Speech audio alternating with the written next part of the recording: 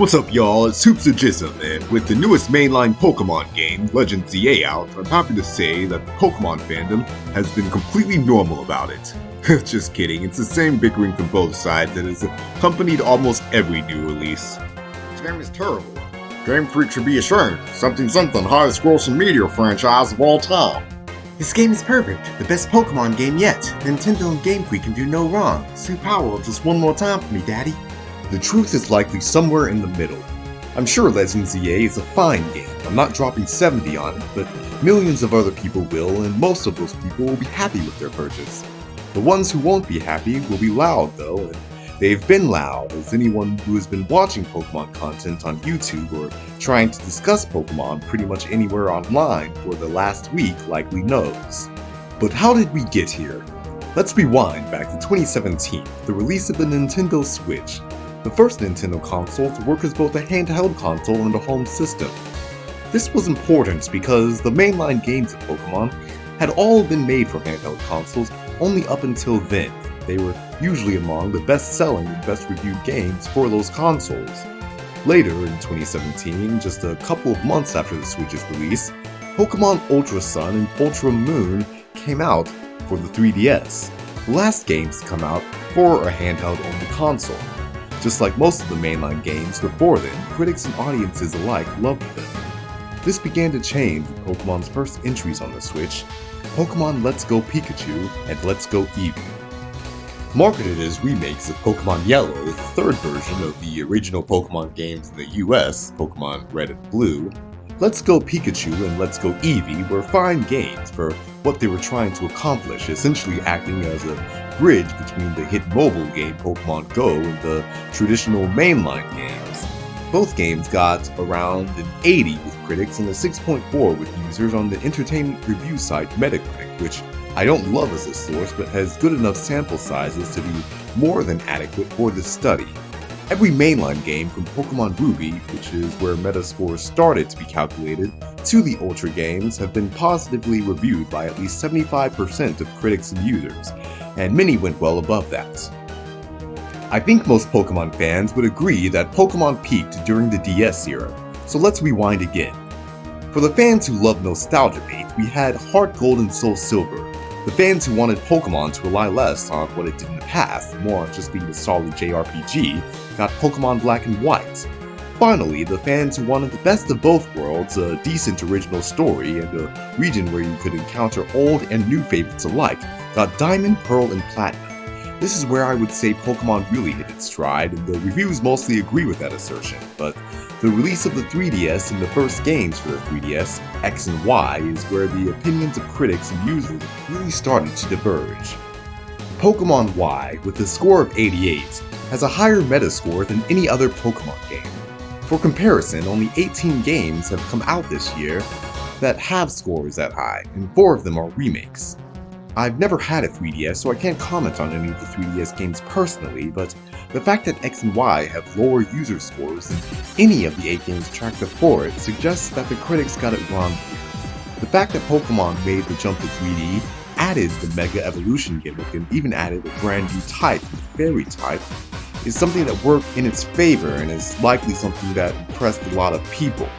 There were many opportunities for the wheels to fall off during the game's development, and they didn't. No, that wouldn't happen until later. It's later. Let's Go Pikachu and Let's Go Eevee are out, and fans are meh about them. But the first proper mainline releases are coming. The first game set in a region designed to be explored on the Switch, a system with Breath of the Wild, Mario Odyssey, and Super Smash Bros. Ultimate. Fans are understandably excited despite how forgettable the Let's Go games were. There's no way the game's developers would do or say anything to completely put a damper on that excitement. Oh no. Yes, Dexit. The announcement in June of 2019 that not all Pokemon would be able to be transferred from previous games shocked the Pokemon community. With games that used to have "Gotta catch 'em all" as their tagline, you could no longer catch them all. This is a decision that ruined Pokemon discourse and made it impossible to discuss the merits of the games in good faith. It got a lot of people ready to hate on the new games and hate on the new games they did. Already bad for Pokemon user scores that Let's Go Pikachu and Let's Go Eevee got sank even more for Sword and Shield despite them reviewing around the same with critics. The next games were Brilliant Diamond and Shining Pearl, the first remakes of games in the beloved DS era of Pokémon. This was Pokémon's chance to right the ship with its fans, and it did not do that. Without the same shadow of Dexit over it, it did a little better with users of Metacritic, but the critics weren't happy at this time. At 73, it had the lowest Metascore of any Pokémon game when it came out. If you were the Pokémon fan who cared what critics had to say about it, it was truly the worst day of your life. The worst day of your life so far. From the ashes of BDSP rose a Phoenix, or whatever Pokemon's version of Phoenix is. Hello? Sure, let's go with that. Legends Arceus, a game that did something that 3 Switch games before it couldn't. Actually make Pokemon fans happy. The first game in the series that now stretched back over 25 years designed to be a single-player experience, with combat that began to borrow more from action games like Zelda, and game progression tied to filling your Pokédex that must have been a breath of fresh air to players enraged by Dexit. Pokemon finally showed a willingness to experiment, a willingness to shake up the formula that it hadn't shown since Sun and Moon. While critics gave it an 83, a score 10 points higher than the Diamond and Pearl remakes, users gave it an 8, lower than any game from the Game Boy Advance or DS eras, but higher than any from the 3DS or Switch eras so far. Now it was time for what looked like Pokemon's most ambitious mainline games yet. The excitement that Sword and Shield and BDSP destroyed had come roaring back with Arceus, and fans were now ready to feast. Are we feasting yet?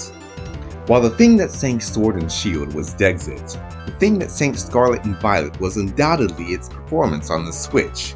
Frankly, it looks and runs awful, worse than any Pokemon game released on the Switch before, and Nintendo basically admitted as much less than a month after the game's release. Critics destroyed Scarlet and Violet, with their scores of 72 and 71 respectively being the lowest of any Pokemon mainline game.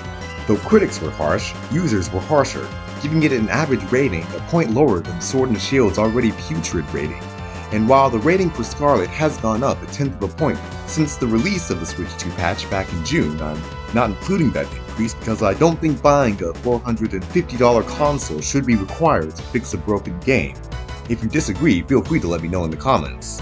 With Pokemon discourse at its lowest point ever, it seemed the fandom could never recover, but then, in February 2024, we learned something about the new game that inspired hope. It wouldn't be another lazy remake, but another Legends title, Legends ZA. Legends Arceus was the most beloved game of the Switch era, and the fact that Pokemon planned to build upon it meant the next game might be as good or even better than Arceus. What we heard over the next year inspired even more hope. Absolutely nothing. It seemed like Pokemon was finally taking its time to make a game worthy of its brand. More information about the game came out last February. While there were some concerns, discussion around the game remained mostly positive right up until last month, when $30 DLC was announced for a game that had not yet released, and an online ranked mode that you would be required to play to unlock all of the game's Mega Stones was also announced, meaning unlike Arceus, this would not be a purely single-player experience. As I said before, Pokemon X and Y are the highest rated mainline games with critics, and one of the biggest draws for those games was Mega Evolutions. Unlike the Third Dimension and the Fairy type, Mega Evolutions didn't stick around after Generation 6, Pokemon preferring to introduce the new evolutionary gimmick each generation while pretending the old ones just don't exist. Mega Evolutions are the biggest draw for Legends ZA, as it doesn't have any new Pokemon or regional forms, so the only things you can collect if you want to see new Pokemon designs are Mega Stones. To lock a good portion of them behind online play and DLC is absolutely diabolical, and Pokemon deserves the flack they got for that. The reviews for ZA are out, and they are good. It has a 79 with critics, lower than Arceus, but higher than the Switch's biggest embarrassments, but the user score of 4.2 shows that it hasn't met expectations. It wasn't worth the wait. Arceus has shown that when Pokemon puts out a good game that respects its players, the players will be normal about it. Legends ZA does not respect its players, and that's why it's getting the same strong negative reactions that Sword and Shield and Scarlet and Violet got. Do I think Legends ZA is a worse game than BDSP? No, but BDSP was slop for fans who were expecting slop when it came out. The game was a lazy cash grab and everyone knows it, but The expectations for ZA were much higher and they should have been higher. Maybe the next games will be a delightful surprise like Arceus now that Pokemon has once again buried their legacy about as deep as it can go, but we'll see. Here's the full chart of the Metacritic scores for those of you who like those things. It's just me? Okay,